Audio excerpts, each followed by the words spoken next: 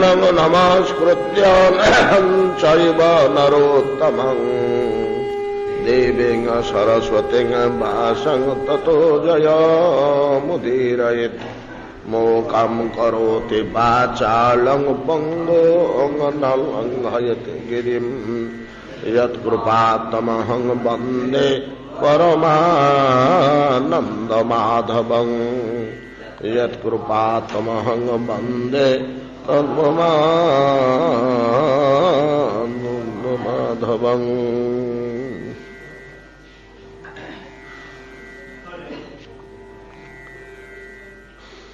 श्री विद्यापतिर्वाच अपूर्व शिल्प नैपुण्यं रूपं चास्य मनोहरं न भुवि जन्मना पुंसा शक्यते गदितं हि तत्।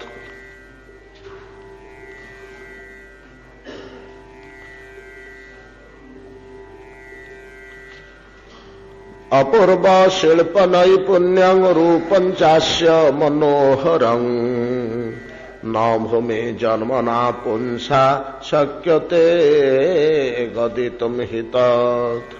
त्वद्भाग्य पौरुषाभ्याञ्चत् लक्षितं कथयामि ते समन्ताद् गहना किरणं क्षेत्रं नीलाद्रिनाभिकं आयाम विस्तृतिभ्याञ्च विख्यातं क्रोशपञ्चकम् तीर्थराजस्य वेलायां स्वर्ण बालुकयावृतम् अर्द्रे शृंगे महान उच्चै कल्पस्थायी बटो महान क्रूशायत पुष्पफल वर्जित पल्लवोज्ज्वल।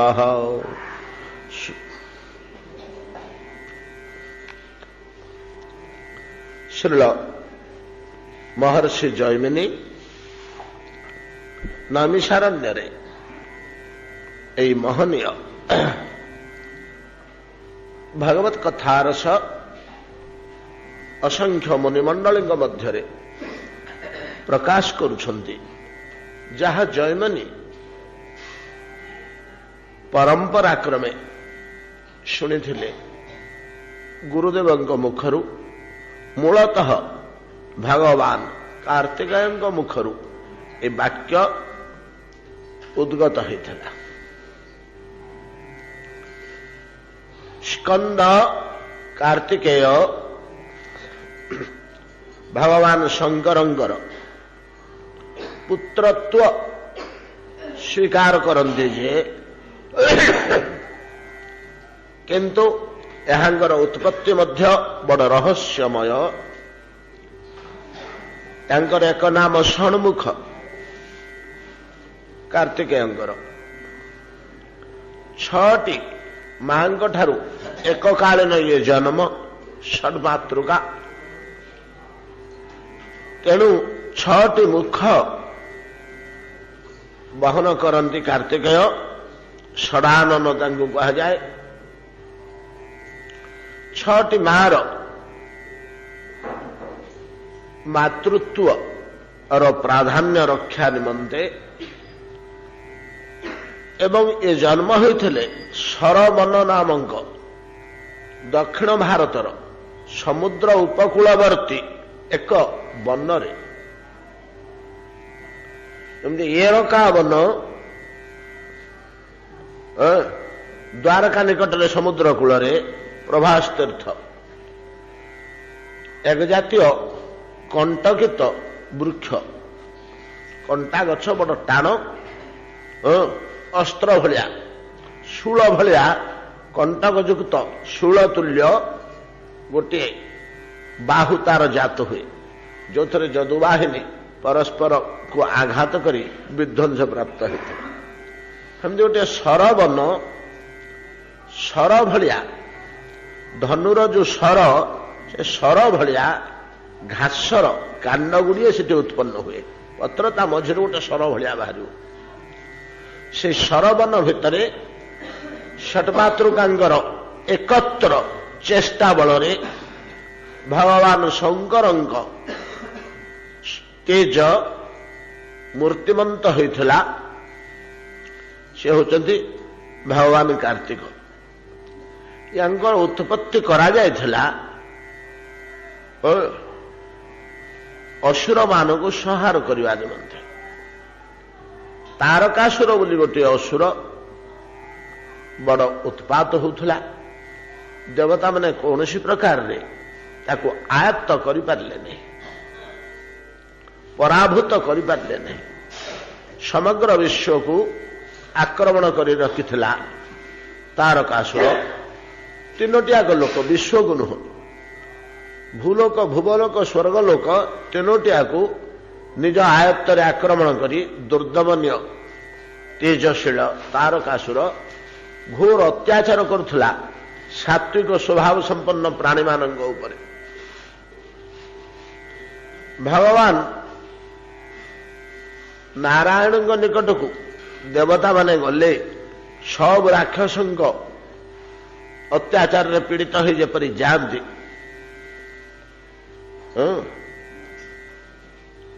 देवो जथादि पुरुष सुरलोक गुप्ता। देवो जथादि पुरुष सुरलोक आदि पुरुष सुरलोक गुप्ता। गुप्ता रक्षा करता। सबुले देवलोकटाकू भगवान रक्षा करती। देवलोकटा तांगर एकांत आवश्यकता सृष्टिर विकास और सृष्टिर प्रवाह निमंते देवलोक होची मूल शक्तिर उच्च।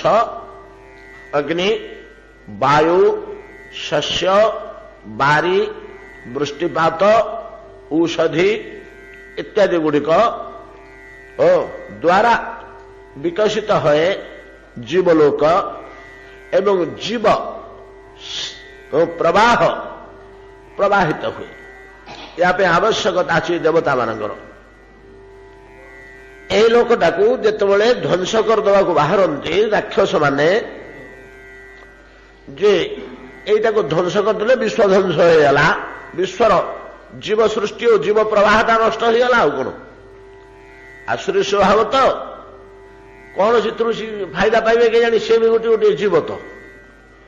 असुर माने गोटे गोटे जीव तो निज उत्पत्ति स्थल निज पुष्टि स्थल जो देवलोक सुरलोक।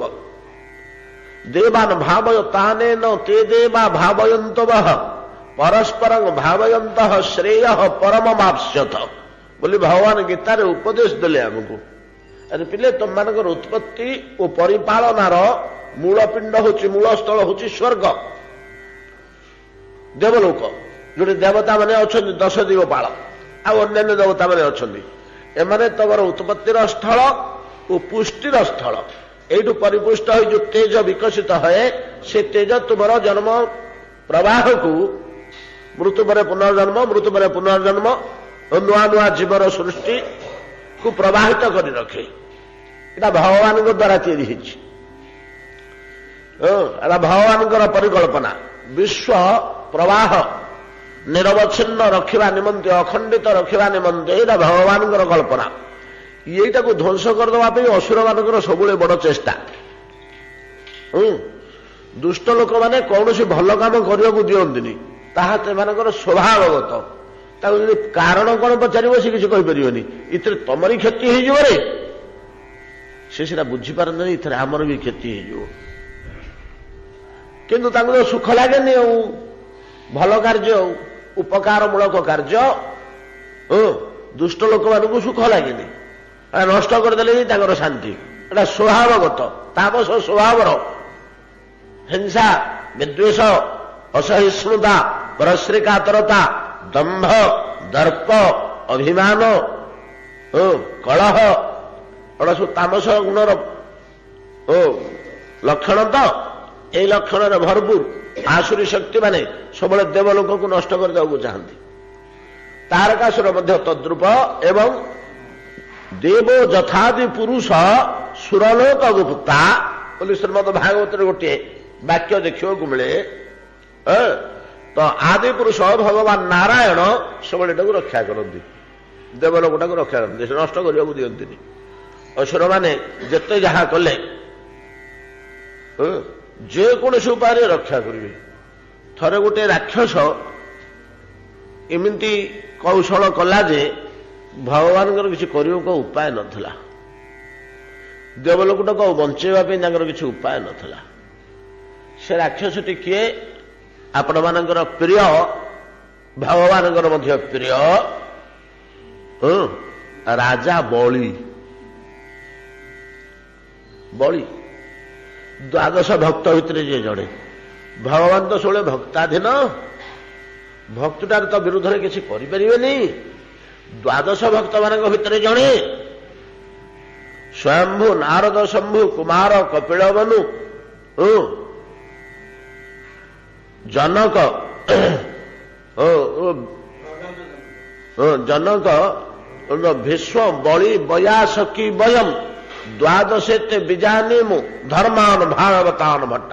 ଭାଗବତ ଧର୍ମ ବା ଭକ୍ତି ଧର୍ମ ଉପରେ ଏ 12 ଜଣ ହଉଛନ୍ତି ଭଟ୍ଟ, ସୁଧୁରନ୍ଧର।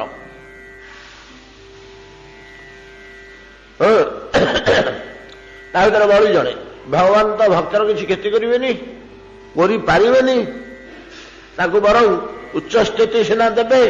ଇଆଡେ ତା ଦ୍ୱାରା ଦେବଲୋକଟା ନଷ୍ଟ ହେଇଯାଉଛି।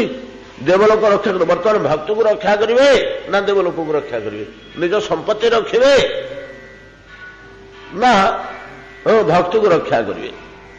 ଭଗବାନ ଏମିତି ବୁଦ୍ଧି କୌଶଳ ପ୍ରୟୋଗ କଲେ ଯେ ଦୁଇଟିଯାକ ବଞ୍ଚିଗଲା। ସେଥିପାଇଁ ଭଗବାନଙ୍କୁ କୁହାଯାଏ କର୍ତ୍ତୁମ ଅକର୍ତ୍ତୁମ ଅନ୍ୟଥା କର୍ତ୍ତୁମ ସମର୍ଥ। ଏ ବି ସୁରକ୍ଷା ହେଲା, ସେ ବି ସୁରକ୍ଷା ହେଲା। ଭକ୍ତ ମଧ୍ୟ ସୁରକ୍ଷା ହେଲା। ଆମେ କରିପାରିବାନି।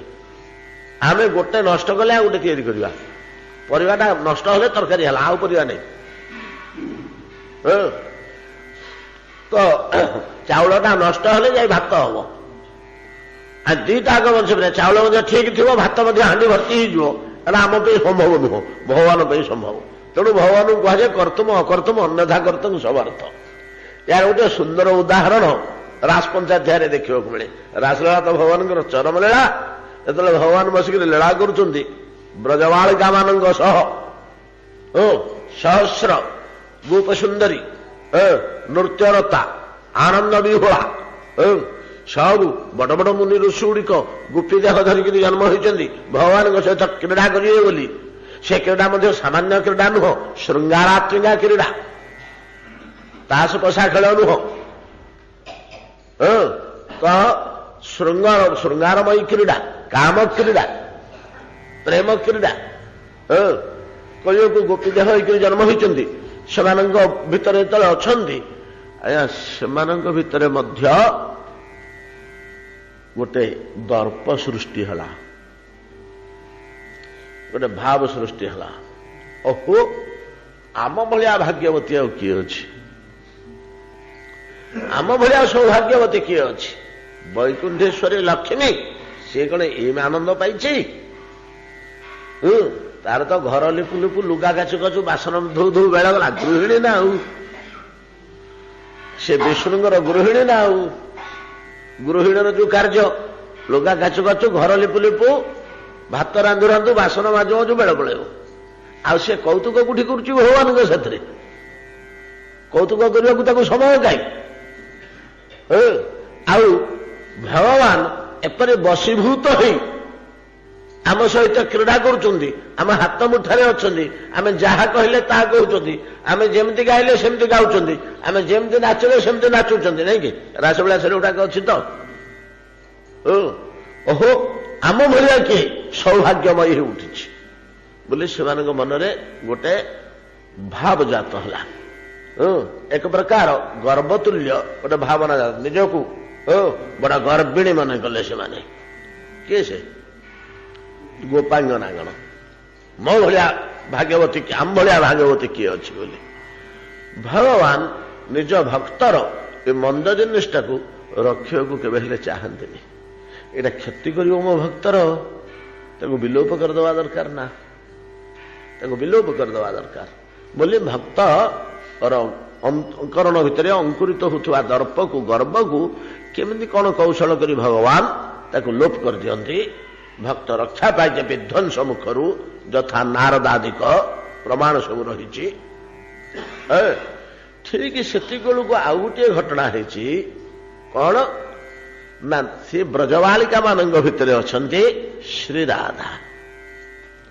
ଶ୍ରୀରାଧାଙ୍କ ମନରେ ଭାବ ଉଦୟ ହଉଛି ମୁଁ କୃଷ୍ଣଙ୍କର ଏଡେ ପ୍ରିୟା, ସବୁଠାରୁ ମତେ ଅଧିକ ଭଲ ପାଆନ୍ତି ବୋଲି କେତେଥର ଆଖି ଛୁଇଁକିରି କହିଛନ୍ତି, ଶପଥ କରିକିରି।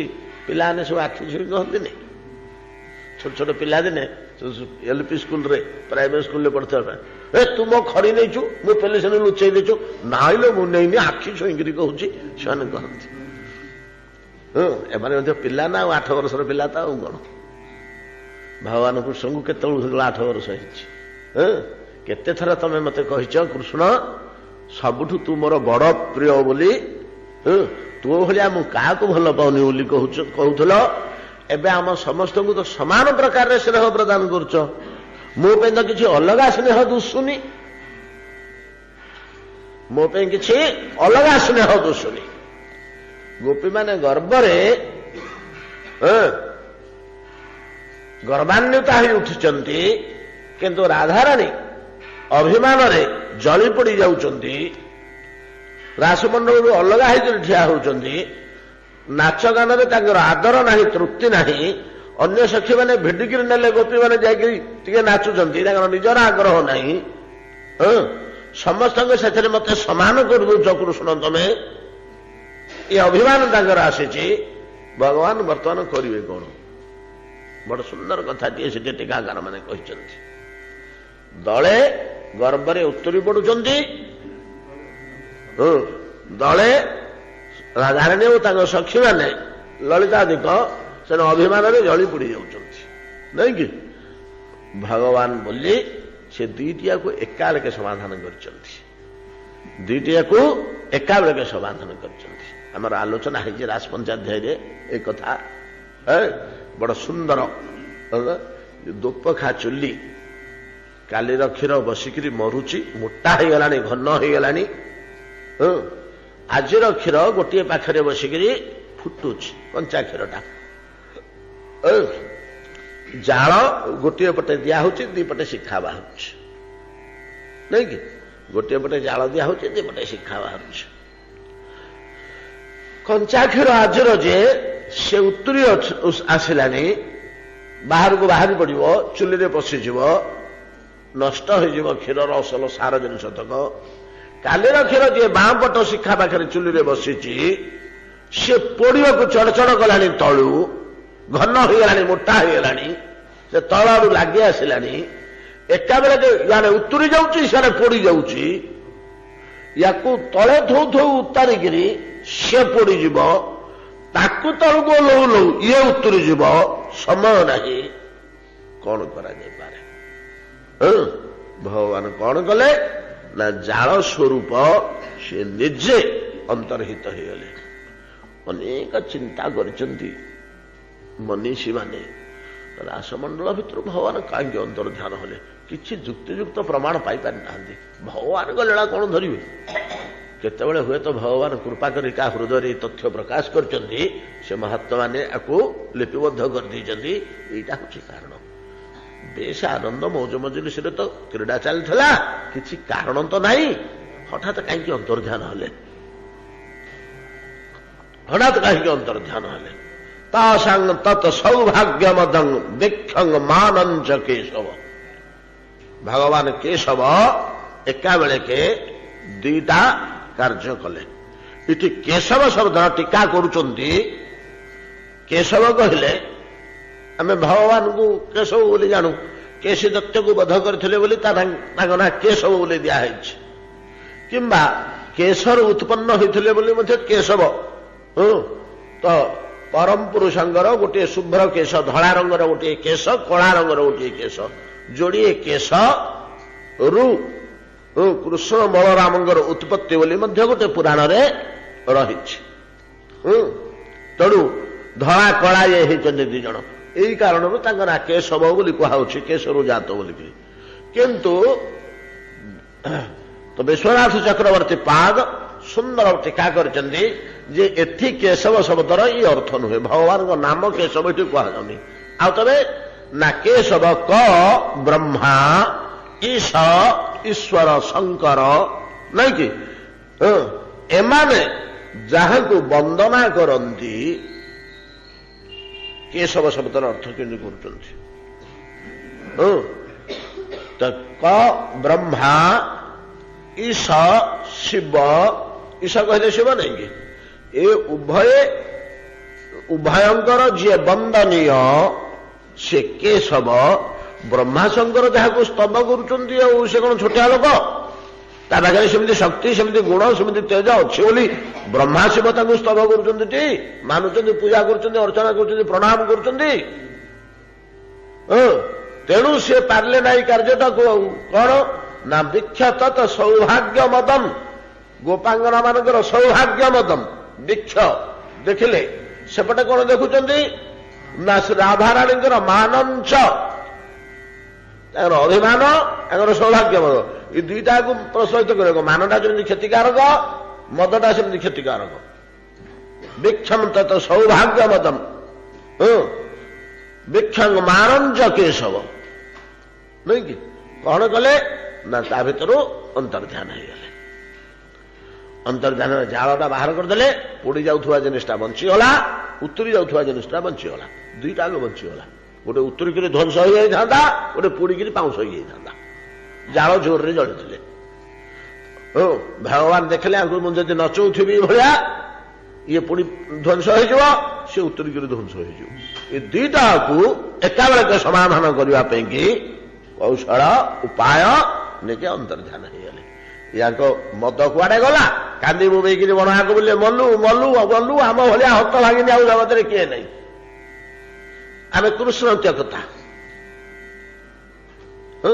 इत्यादि नाना प्रकार टीका टिप्पणी माध्यम बड़ सुंदर भाव वर्णना करछन्ति जेमति रास पंचाध्याय ठीक से भलिया इथि भगवान देखले गोटे भक्त परम भक्त सर्वश्रेष्ठ भक्त से कहीं गोटे संसारी जीव होकर रहिबो धन संपत्ति जमी बाड़ी टंगा पैसा सैन्य सामंत राज सिंहासन राज राजत्व नहीं से कहीं रहा कौन तार प्राप्य कि एटा कर्मी मानकर प्राप्य जाग यज्ञ करके उच्च स्तर को जाइए स्वर्गादि भोग करने बली से कहीं पाइब तो उत्कृष्ट स्थान दरकार इे देवता मानू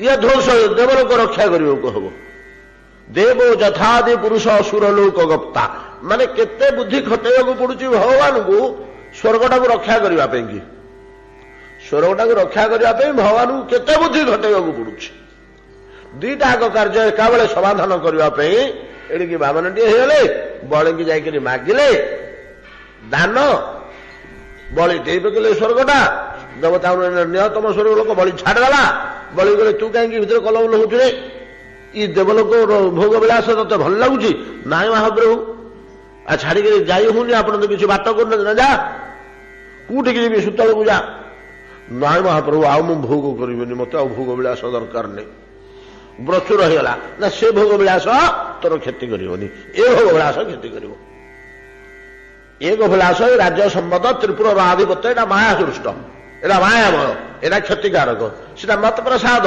मुंडा दूची भगवान कृपा कर जो धन संपत्ति पुओ झी रूप यौवन भोग विलास प्रतिष्ठा प्रभुत्व दियंती सीटा क्षति करे ना एटा प्रसादटा भगवान कृपा कर जो दियंती सेटा क्षति करे ना ये मायामय गुड़िक जोड़िका बुद्धि बल कौशल खटे संग्रह करवा एगुड़ा आमको बंधन में पकेब दुईटा कार्य समाधान है भक्त को उच्च स्थिति मिलगला देवलोक रक्षा होगा एभलिया देवलोक को रक्षा करुवा भगवान आदि पुरुष देवो जथादि पुरुष सुरलोक गुप्ता से सुरलोकवासी गण महाराज विद्यापति कहते से प्रभु को उपासना करने निमंते रात्रि आसी पहुंचले केते प्रकार कथा कहले विद्यापति एमती देखली सेमती देखली से आमर अनुभव होला प्रत्यह काली आम आलोचना करछे ଗାଁ ମୁଣ୍ଡରେ ଥିବା ଶିବ ମନ୍ଦିରଟିଏ କି ବିଷ୍ଣୁ ମନ୍ଦିରଟିଏ ଅଛି କି ଦେବୀ ମନ୍ଦିରଟିଏ ଅଛି, ଗାଁର ବ୍ରାହ୍ମଣ ମାନେ ଯେମିତି ପ୍ରତ୍ୟହ ଯାଇକରି ସେଠି ପୂଜା ଅର୍ଚ୍ଚନା କରି ଆସନ୍ତି ପ୍ରତ୍ୟେକ ବ୍ୟକ୍ତି। ବିଷ୍ଣୁ ମନ୍ଦିର ହେଇଥିଲେ ଫୁଲ ତୁଳସୀ ଚନ୍ଦନ ସବୁ ଧରିକିରି ଯିବେ, ଫଳମୂଳ। ଦେବୀ ମନ୍ଦିର ହେଇଥିଲେ ଶିବ ମନ୍ଦିରରେ ବିଲ୍ୱପତ୍ର ଇତ୍ୟାଦି ତାଙ୍କର ପୁଷ୍ପ ଗୟସ ପୁଷ୍ପ ଉଦୁଦରା ଫୁଲ ଇତ୍ୟାଦି ସବୁ ଧରିକିରି ଯିବେ, ଅର୍ଚ୍ଚନା କରିକିରି ଘରକୁ ଆସିବେ। ଗୃହ ଠାକୁର ଭଳିଆ ଏ ନୀଳ ମାଧବ ଯେ ନୀଳାଚଳରେ ବିଜୟ କରିଥିଲେ, ଏଇଟା ଦେବତା ମାନଙ୍କ ଠାକୁର। ମଣିଷ ଲୋକରେ ୟାକୁ କେହି ପୂଜା କରୁନଥିଲେ। ଏ ଦେବତା ମାନଙ୍କର ପୂଜ୍ୟ ଠାକୁର ମହାରାଜ, ତା ବିଷୟରେ କହିବି କଣ ଆଉ। ଏ ଦେବତା ମାନଙ୍କର ଠାକୁର, ପ୍ରତ୍ୟେକ ଦିନ ଦେବତା ମାନେ ଆସିକରି ପୂଜା କରିକରି ଯାଆନ୍ତି। ଏକଥା କହିଲେ। ପୁନର୍ବାର କହିଲେ ମହାରାଜ କ୍ଷେତ୍ର ଭଗବାନଙ୍କର ଧାମ, କାଲି ଧାମ ବିଷୟରେ ଆଲୋଚନା କରୁଛେ। ଧାମ କାହାକୁ କୁହାଯାଏ? ପଞ୍ଚକ୍ରୋଶ କ୍ଷେତ୍ର ବୋଲି କୁହାଯାଉଛି। ପାଞ୍ଚକୋଶୀ, ଆମର ପଞ୍ଚକୋଶୀ ପରିକ୍ରମା ଅଛି। ସବୁ ଧାମ ମାନଙ୍କର ଏମିତିକା ନିର୍ଣ୍ଣୟ ରହିଛି। ବ୍ରଜ 84 କ୍ରୋଶ, ସବୁଠୁ ବଡ଼ ବ୍ରଜମଣ୍ଡଳ 84 କ୍ରୋଶ ପରିକ୍ରମା କହନ୍ତି। ଗୋବର୍ଦ୍ଧନ ସପ୍ତକୋଶୀ ପରିକ୍ରମା 7 କୋଶ 14 କିଲୋମିଟର, ଗୋବର୍ଦ୍ଧନ ପର୍ବତର ଚତୁଃପାର୍ଶ୍ୱ। ଯୁଗଳ ପରିକ୍ରମା ବୋଲି ଗୋଟିଏ ଅଛି, ମଥୁରା ବୃନ୍ଦାବନ ଦିଟାକୁ ଏକାଲେଖ ପରିକ୍ରମା, ସେଇଟା 5 କୋଶ। ପଞ୍ଚକୋଶୀ ନା କଣ କହନ୍ତି ନା 7 କୋଶ?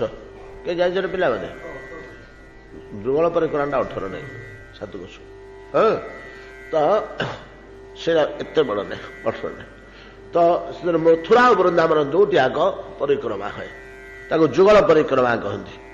ମଥୁରା ଆଉ ବୃନ୍ଦାବନ 2 ସ୍ଥାନ। ଏମିତି ସବୁ ଧାମ ମାନଙ୍କର କିଛି କିଛି ରହିଛି। ବିଷ୍ଣୁ ଧାମ ମାନଙ୍କର ପରିକ୍ରମାଟା ହେଉଛି ବିଷ୍ଣୁଙ୍କର ପ୍ରିୟ। ଶିବ ହେଉଛନ୍ତି ପ୍ରଣାମ ପ୍ରିୟ। ଶିବଙ୍କୁ ପ୍ରଣାମ କଲେ ବିଷ୍ଣୁ ହେଉଛନ୍ତି ପରିକ୍ରମା ପ୍ରିୟ। ବିଷ୍ଣୁଙ୍କ ଚତୁଃପାର୍ଶ୍ୱରେ ପରିକ୍ରମା କଲେ, ପ୍ରତ୍ୟେକ ବିଷ୍ଣୁ ମନ୍ଦିରରେ ଆପଣ ଦେଖିବେ ପରିକ୍ରମା ପଥ ଥିବ, ସିଂହାସନର ଚାରିପଟେ ରାସ୍ତା ଥିବ ପରିକ୍ରମା ପାଇଁକି। ସେଟା ରହିବ ନିଶ୍ଚୟ, ତାର ଅଙ୍ଗ ସେଇଟା। ଶିବ ମନ୍ଦିରରେ ଏଇଟା ଆବଶ୍ୟକ ନାହିଁ।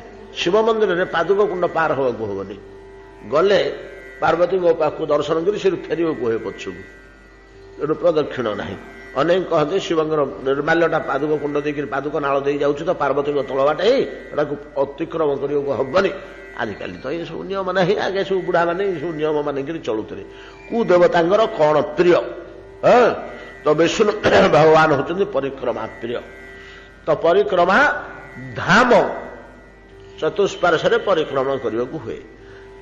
ଧାମ ଯେତିକି ବାଟ ପର୍ଯ୍ୟନ୍ତ ଶ୍ରୀମୂର୍ତ୍ତିର ଭଗବତ୍ତା ତେଜ ବିକୃତ ହେଉଛି, ତାକୁ ଧାମ କୁହାଯାଏ, ନାଇଁ କି? କାଲି ଆଲୋଚନା କରୁଛେ, ଆଗରୁ ମଧ୍ୟ। ଧାମନା ସ୍ୱେନ ସଦା ନିରସ୍ତ କୁହତମ ସତ୍ୟଂ ପରଂ ଧୀମହି, କାଲି ଆଲୋଚନା କରୁଛେ। ସତ୍ୟଂ ପରଂ ଭଗବାନ ପରମେଶ୍ୱର, ସଚ୍ଚିଦାନନ୍ଦମୟ ପରମେଶ୍ୱର ଭଗବାନ ଧାମନା ସ୍ୱେନ ସଦା, ନିଜ ଧାମ ନିଜ ତେଜ ମଣ୍ଡଳ ମଧ୍ୟରେ ସବୁବେଳେ ଥାନ୍ତି। ତାଙ୍କ ଶ୍ରୀ ବିଗ୍ରହରୁ ଚତୁର୍ଦିଗକୁ ତେଜ ବିନିର୍ଗତ ହେଉଥାଏ। ସେ ତେଜଟା ଏ ଆଲୋକ ଫାଲୋକର ତେଜ ନୁହେଁ, ଏ ଜାତୀୟ ଆଲୋକ ନୁହେଁ, ଏଟା ଭଗବତ୍ତା ଷଡ଼ୈଶ୍ୱର୍ଯ୍ୟମୟ, ଯାହାକୁ ବ୍ରହ୍ମ ବୋଲି ଉପନିଷଦରେ କୁହାଯାଇଛି।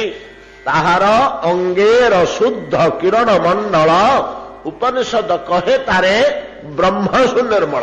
ଏଟା ଅନୁବାଦଟା। ଯଦଦ୍ୱୈତ ବ୍ରହ୍ମୋପନିଷଦି ତଦପ୍ୟସ୍ୟ ତନୁଭା, ମୂଳ ଶ୍ଲୋକଟା ହେଲା ଯଦଦ୍ୱୈତ ବ୍ରହ୍ମୋପନିଷଦି। ଅଦ୍ୱୈତ ବ୍ରହ୍ମ ବୋଲି ଉପନିଷଦରେ ଯାହା କୁହାଯାଇଛି, ତାହା ହେଉଛି ଅସ୍ୟ ଭଗବତସ୍ୟ ବିଷ୍ଣୁ ବିଗ୍ରହସ୍ୟ ଭା, ତନୁଭା, ଦେହର ଆଭା, ତାକୁ ବ୍ରହ୍ମ ବୋଲି କୁହାଯାଇଛି। ତ ଏ ପ୍ରକାର ଯୋଉ ଧାମ, ଏ ପଞ୍ଚକୋଶ ବ୍ୟାପକ ନୁହଁ, कहीं श्री विग्रह चतुष्पार्श्व तो तेजटा सामान भाव में जीव ना ये आलोटे जल्ले आलोकटा चतुर्दिग को सामान भाव में जीव ना कौन ये पाखटा को जीव ये पाखटा को जीवनी सेमिका तो नुह चतुर्दिग को सामान भाव में तेज विकृत हम हेले आमे परिक्रमा करुचु मात्र 5 कोश से मोट धाम केते श्री जगन्नाथ 12 कोश 12 कोश भितर काली आलोचना करचे आमर पुरी सहरटी समुद्र भितर को पशि जाइथिबारु द्वीपाकार भिल्ल द्वीप बोलिक वर्णना अच्छी भिल्ल द्वीप प्रवेश आदि विद्यापति जो आसी भिल्ल द्वीप प्रवेश करते भिल्ल माने बास करुवा समुद्र कूलवर्ती द्वीप तेज यहाँ पूरापूरी द्वीप नुह चतुष्पार्श्व जल ना इथुरु 11 जल व्यापिक रही आउ 5टा स्थल भाग रही आम जदि हिसाब कर देखीदे बलिया पंडा ठू आरंभ करपटे कौटी बेलेश्वर पर्यंत ये हम 5टा बेलेश्वर ठू समुद्र भितर देकर बलिया पंडा बंद आसिक आम पहुंचले ये हम 11 समुद्र 3 भाग प्राय अच्छी 3 भाग नहीं 12 4 हमनी 11 5 हम कि 10 6 हम शंखमंडल यहाँ शंखाकृति होगी अच्छी तो ये 5 कोश स्थल भाग 7 कोश समुद्र भीतर रही समुद्र मनुष्य मान तो परिक्रमा करहबनी तेणु परिक्रमा समुद्र कूले कूले पड़े आम धामर से सीमार जो समुद्र पड़ा आ समुद्र भीतर पशि पशि कर आम बलिया पंडा पाखे बाहर पारे तेणु आम समुद्र कूले कूले पड़े ये तक हूँ 5 कोश बाकी समुद्र तक जदि सब 12 कोश मिसे 12 कोश हुआ ये प्रकार भाव में आयाम विस्तार 5 कोश तक क्षेत्र सब वर्णना कर गोटे गोटे कहले कही सारा तो गोटे सुंदर कथा कहते काली आलोचना करें तीर्थराजस्व बेलायाम स्वर्ण बालुकाय व्रत आलोचना है अद्रे शुंगे महान उच्च कल्पस्थायी बटो महान क्रोशायत पुष्प फल वर्धित पल्लव उज्ज्वल ये आलोचना तो ये बट वृक्ष कल्पस्थायी बोली कहले यार मृत्यु नहीं आमर 7 जन चिरंजीवी सन्धान आम पाउचु जीव मात्रे देह त्याग करती अवश्य कल्प पर्यंत देवता मान बचती मर्तर लोक से नुहति देवता मान अच्छा एम गोटे कल्प आयुष गोटे कल्प पर एम देह त्याग करती जस्यैक निश्वासित काल अथावलंब्य जीवंती लोम बिलजा जगदंड नाथा ते प्रभाव निचया विहिताश्च जेन गोविंदम आदि पुरुषम तमहं भजामि ते प्रभाव निचया विहिताश्च जेन इंद्र अग्नि वायु सूर्य सोम एम देहर तेज किए पुरई जी पुरई एम देहरे से होती आदि पुरुष गोविंद भी भजन करने उचित बोले ब्रह्म संहिता कहते गोटे निश्वास गोटे कल्प से कल्प पर्यंत हूँ जीवन कल्पटा हूँ ब्रह्मांगर गोटे दिन ब्रह्मांगर 1 दिवस 1 कल्प ब्रह्मांग निश्वास भगवान निश्वास काल अनंत शयन भगवान निश्वास काल ए कल्पे पर्यंत देवता मैंने बचती आ 7 जन आम पाचे से श्लोकटी कौन टी अश्वत्थामा बलि व्यास तापरे अश्वत्थामा बलि व्यास कृपा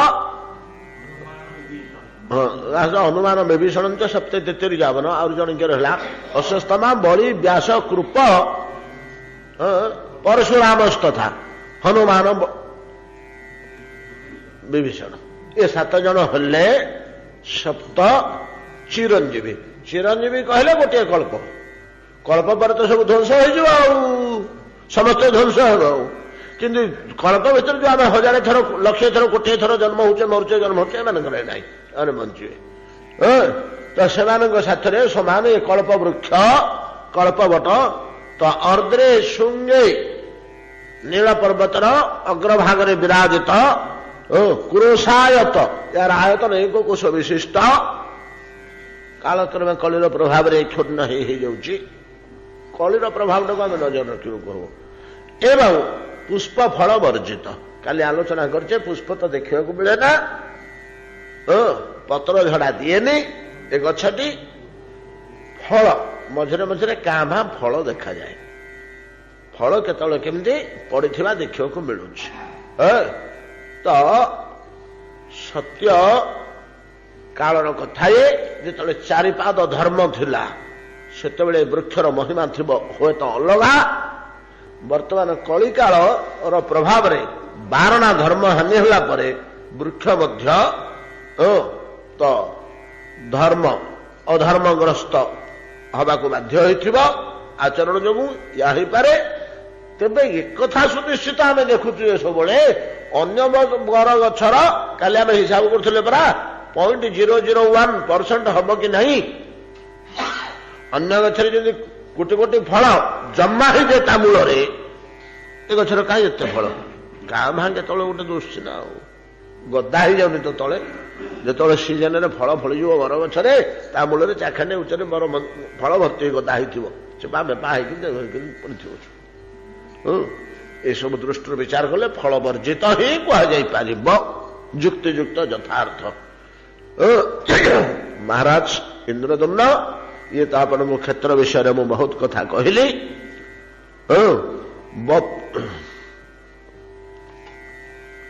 अर्द्र श्रृंगे महान उच्च कल्पस्थायी बटो महान कुरुषायत फल पुष्प वर्जित पल्लवोज्वल सबले पत्र भर्ती गछ सूर्योपक्रमणे तस् छाया नाप क्रमे तवयी तस्य पश्चात कुंड देशे ही कुंड मरुहिण संज्ञकम आउटे सूर्योपक्रमणे तस्य छाया नाप क्रमे तवयी ये वृक्षटी एभलिया गोटे वृक्ष जे सूर्य किरण रे यार छाया अवलंबित होए ना। एटा मध्य सत्य आमे वर्तमान अनुभव करुछ। यार छाया इतस्तत होनी। आ गोटे कथा सुनिया को मिले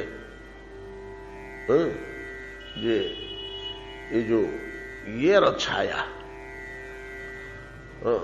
आमर मंदिर छाया मंदिर जो मझे बड़ बड़ लाइट लगी से तार छाया केतक फोटो उठी मुझे लक्ष्य करुली। आम मंदिर शिल्प गोटे छाया नृत्य अच्छी कोणार्क छाई नाचिबा 1 लक्ष छिड़ा हवा 10 मिनिट 15 मिनिट पर छाईटा टच चट कर तार चेंज हो नाचब छाया नृत्य। जगन्नाथ मंदिर में से कौशल थिला बोली कहुच्छी छाईटा थी चट कर छाईटा नाचब एपट को सेपट को जमी पलाऊँ सेपट एपट को अच्छी कि ना 2 इंच कि 4 इंच कि 2 फुट कि 10 फुट कि 5 फुट नाचब छाया नृत्य कौशल शिल्पशास्त्र में अच्छी बड़ विचित्र जिनस।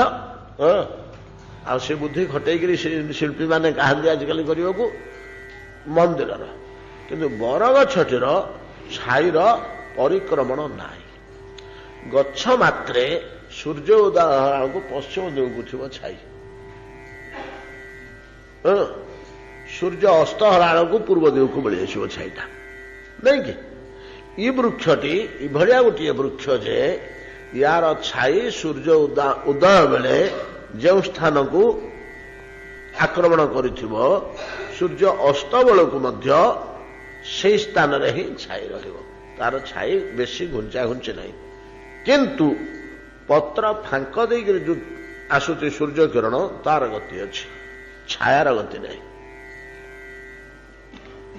पत्र फांक देकर जो सूर्य किरण आसे सेटा को मु लक्ष्य करछि सेटा एठी अछि हे साड को टिके घुंची गला किंतु छायाटा ये पत्थर 2 पत्थर संधि थिला एटा सियाड़ को पलैला एटा लक्ष्य करी ही नहीं पर्यंत तार अन्य बहु कारण अच्छे आम सेटा कहीं आलोचना करानी सेटा पारमार्थिक कारण नुह वैषयिक आड़ को पलि तेरे एक सत्य या छाई अन्य गछर छाई भाया इतस्तत हवा लक्ष्य करा जाऊ नहीं। सूर्य को क्रमणे तस्य छाया नाप क्रमे तबै तस्य पश्चात प्रदेशे ही कुंडम रूहिण संज्ञकम। तो पूर्व दिग आड़ू जदि आम विचार करिया पूर्व दिग आड़ू विचार करा जाए तो ए कल्प वृक्षर पश्चात देश रे कुंडम रूहिण संज्ञकम रूहिणी नामक कुंड विद्यमान से कुंड वर्तमान आउ मोटे नहीं तार चिन्हटी अच्छे तार श्रुतिटे रही एगुड़ाक सबू धर्म ता निर्भर करुच्ची सत्य उपरे काल उपरे जुग उपरे कालक्रमे से कुंड जो जल थिला से पूरा पुति ही जाइए लोप पाई जाइए ताकू परवर्ती काल में समान कर दिया जाइए सेठी रोहिणी कुंडर गोटे श्रुति केवल छोटियाटे तैयारी कराई रोहिणी कुंडर वर्तमान जो जल से जल बोध आम मैंने नहीं भर्ती करुवा जल हो से झरिवा जल नुहे सेठू झरिवा जल सी नुहे किंतु जहा स्थानटा तो सेया स्थानटा तो सेया से तले ही रोहिणी कुंड रही जो रोहिणी कुंडर सुंदर वर्णना आम पाइबा जगन्नाथ नीलमाधव अंतर्हित हुए बहुत जिन रोहिणी कुंड मध्य सेठू अंतर्हित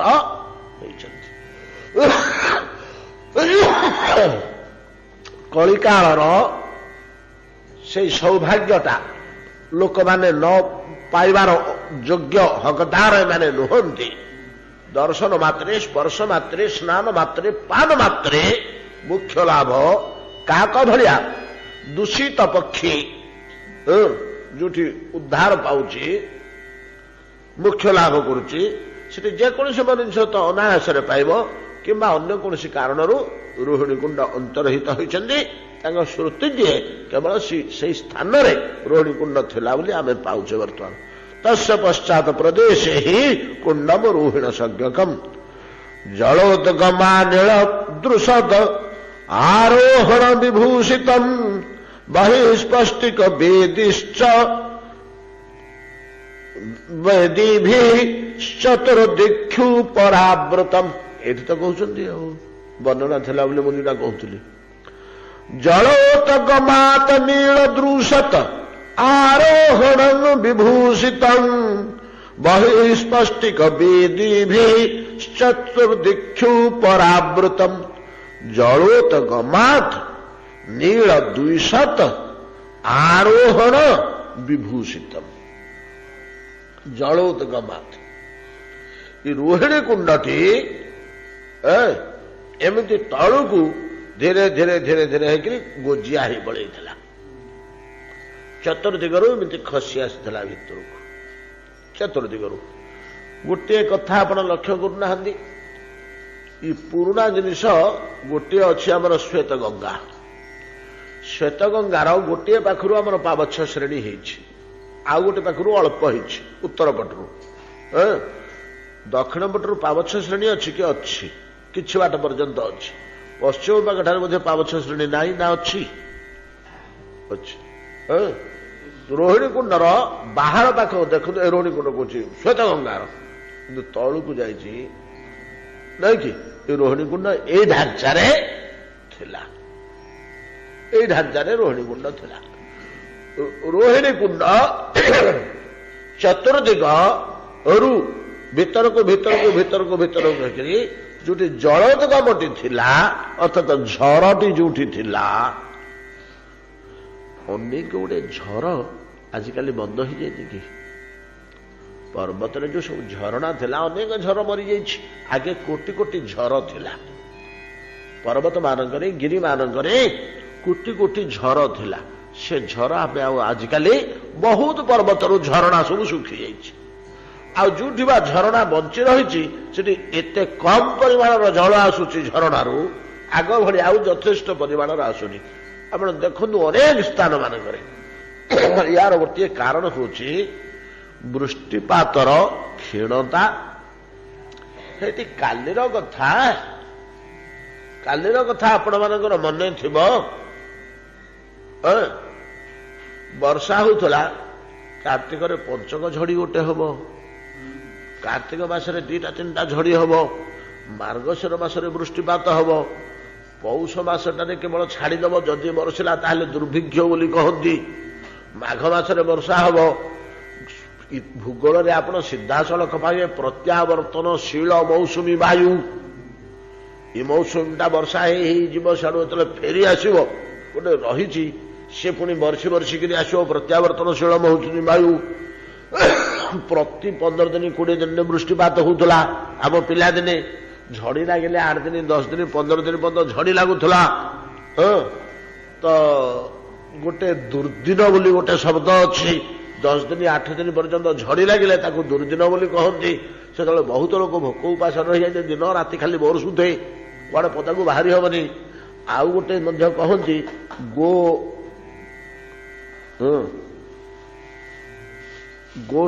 ଗାଈ ମାନେ ଘରୁ ଫିଟିକିରି ବାହାରକୁ ଯାଇପାରିବେନି, କେହି ଭୋକ ଉପାସରେ ସେମିତି ଛିଡ଼ା ହେଇଥିବେ କୋଉଠି ଗଛ ମୂଳରେ, ଫିଟା ଦେଲେ ମଧ୍ୟ ତିନ୍ତିକିରି ଛିଡ଼ା ହେଇଥିବ, ଘରୁ ଖୋଲନ୍ତିନି, ଘର ଭିତରେ ବନ୍ଧାନ୍ତି।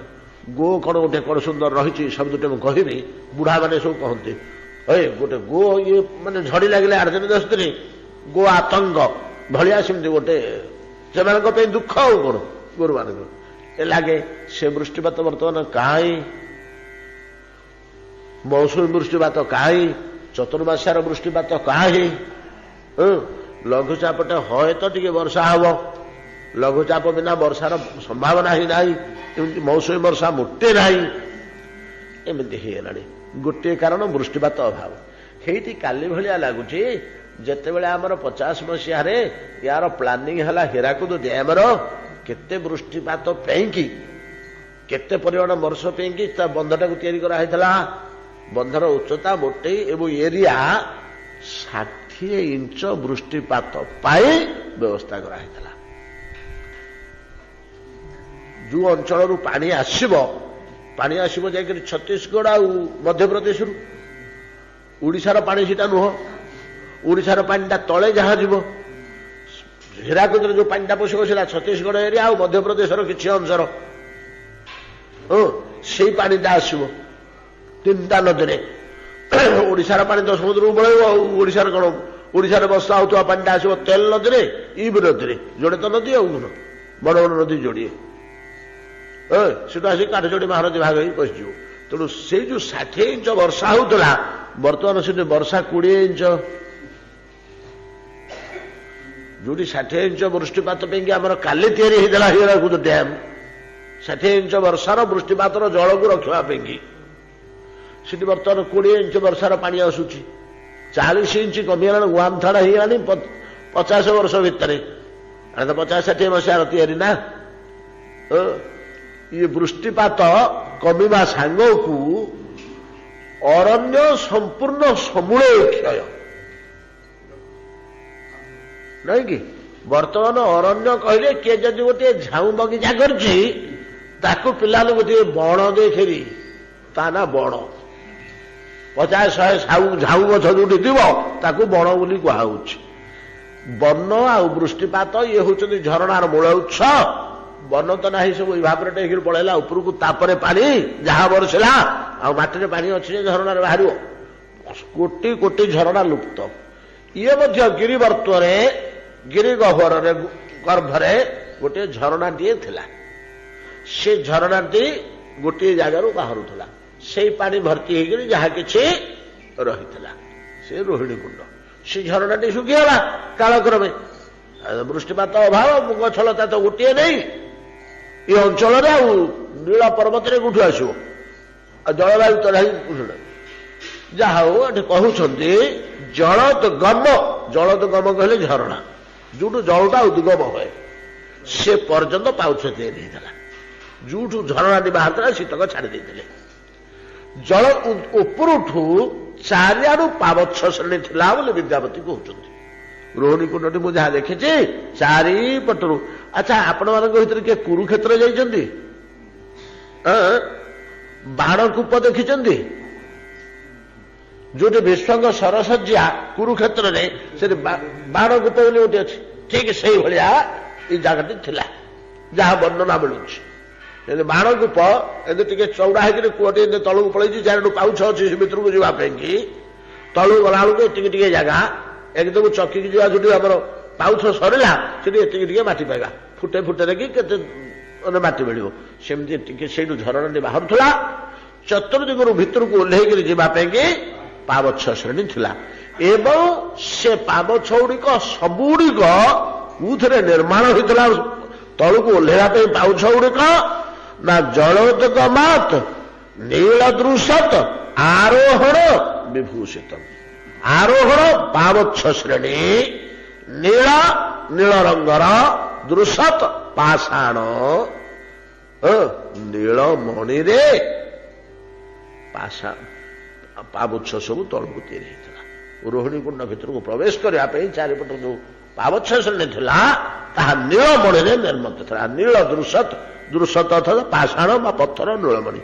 ଯେମିତି ନୀଳମାଧବ ନୀଳମଣିରେ ନିର୍ମିତ ହୋଇଥିଲେ, ରୋହିଣୀ କୁଣ୍ଡର ଭିତରକୁ ପ୍ରବେଶ କରିବା ପାଇଁ ଯୋଉ ଚତୁର୍ଦିଗରୁ ପାବଚ୍ଛ ଶ୍ରେଣୀ ଥିଲା, ଚାରି ଦିଗରୁ ଯୋଉ ପାବଚ୍ଛ ଶ୍ରେଣୀ ଥିଲା ସେଗୁଡ଼ିକ ମଧ୍ୟ ନୀଳ ରତ୍ନରେ ବା ନୀଳମଣିରେ ନିର୍ମାଣ ହୋଇଥିଲା।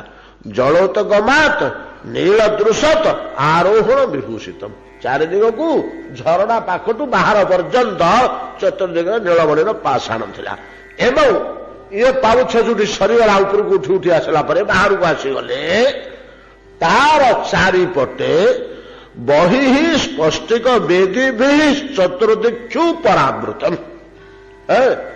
ତ କୁଣ୍ଡର ଉପର ପାଖକୁ ପଳେଇ ଆସିଲେ ତା ଚାରିପଟେ ଗୋଟେ ମଣ୍ଡପ ବନ୍ଧା ହେଇଥିଲା। ସେ ମଣ୍ଡପଟି ଧଳା ପଥରରେ ତିଆରି ହେଇଥିଲା, ମାର୍ବୁଲ ଭଳିଆ। ତାକୁ ସ୍ପଷ୍ଟିକ ପାଷାଣ କହନ୍ତି। ତାକୁ ସ୍ପଷ୍ଟିକ ପାଷାଣ କହନ୍ତି। ଆପଣମାନଙ୍କ ଭିତରୁ ଚିତ୍ରକୂଟ କିଏ ଯାଇଛନ୍ତି?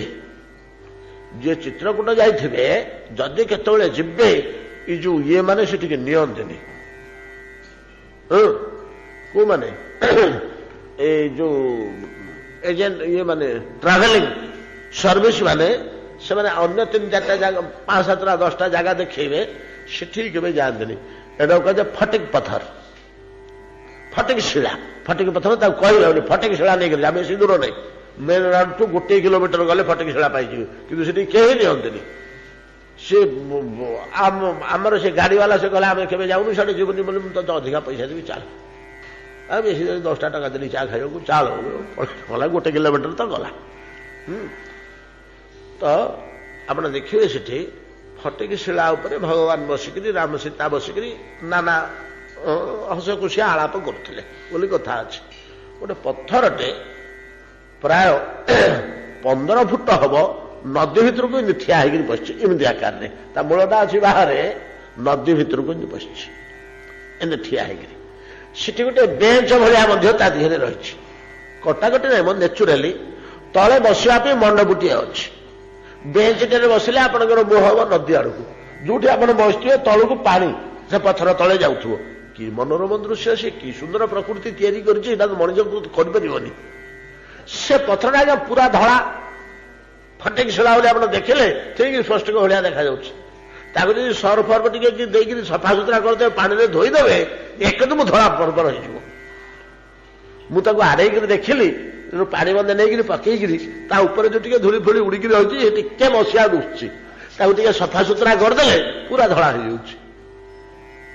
ଆପଣ ଆଖି ମସିଆ ହେଇଥିଲେ ମଧ୍ୟ ଧଳାଟା ଧଳା ଦୁଶିବନି କି? ଠିକ ଆପଣ କହିବେ ଆରେ ସତ୍ୟ ଫଟିକ ଶିଳା। ତ ସେଇଭଳିଆ ସ୍ପଷ୍ଟିକ ଶିଳାରେ ଧଳା ପଥରରେ ମଣ୍ଡପଟି ଚାରିପଟେ ନିର୍ମାଣ ହୋଇଥିଲା। ରୋହିଣୀ କୁଣ୍ଡର ହେଇଥିଲା ନୁହଁ, ବିଦ୍ୟାପତି କହୁଛନ୍ତି ମୁଁ କାଲି ଦେଖିକିରି ଆସିଛି, ଏଇ ଅଳ୍ପ ଦିନ ତଳେ ମୁଁ ଦେଖିକିରି ଆସିଛି। ନୀଳ ପର୍ବତର ନୀଳ ପଥରର ରୋହିଣୀ କୁଣ୍ଡର ସବୁ ଜଳୋତଗମାତ୍ ନୀଳ ଦୃଶତ ଆରୋହଣ ବିଭୂଷିତମ୍। ଏ ଯୋଉ ପାବଚ୍ଛ ସେଠି ନୀଳ ପର୍ବତର ଗୋଟେ ଭୂଷଣ ଭଳିଆ ଦେଖାଯାଏ, ପରମ ସୁନ୍ଦର, ଏଠି ଗୋଟେ ଶୋଭାମୟ। ଓ ବାହାର ପଟେ ମଣ୍ଡପଟି, ଚତୁର୍ଦିଗରେ କୁଣ୍ଡର ଚାରିପଟେ ଯୋଉ ମଣ୍ଡପ, ମଝିରେ କୁଣ୍ଡଟି, ଚାରିପଟେ ଯୋଉ ମଣ୍ଡପ, ତାହା ବହି ସ୍ପଷ୍ଟିକ ବେଦୀ ବେଦୀ ମଣ୍ଡପ। ଚତୁର୍ଦିକ୍ଷୁ ପରାବୃତମ୍ ଅଗସଂଘାପହାର ରାଧି ପୂର୍ଣ୍ଣଂ ମନୋହରମ୍ तत्पूर्व वेदिका मध्ये न्यग्रुद्ध छाया शीतले इंद्र नीलमयो देव आस्ते चक्र गदाधर। विद्यापति कहते महाराज अघ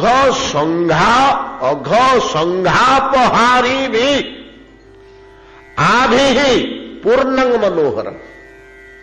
आभि एई जल राशि जो टिके नाकु पानी अच्छी से कुंड देहरे आंठे कि अंटे की जेतिकी सेतिकी बेलू थिला कुंडटी आभि एई जल राशि अघ संघापहारी भी अघ संघ संघ समूह अघ पातक केते पातक गोटे लोक कर चोले प्राणी यथेष्ट ताको विनाश करदे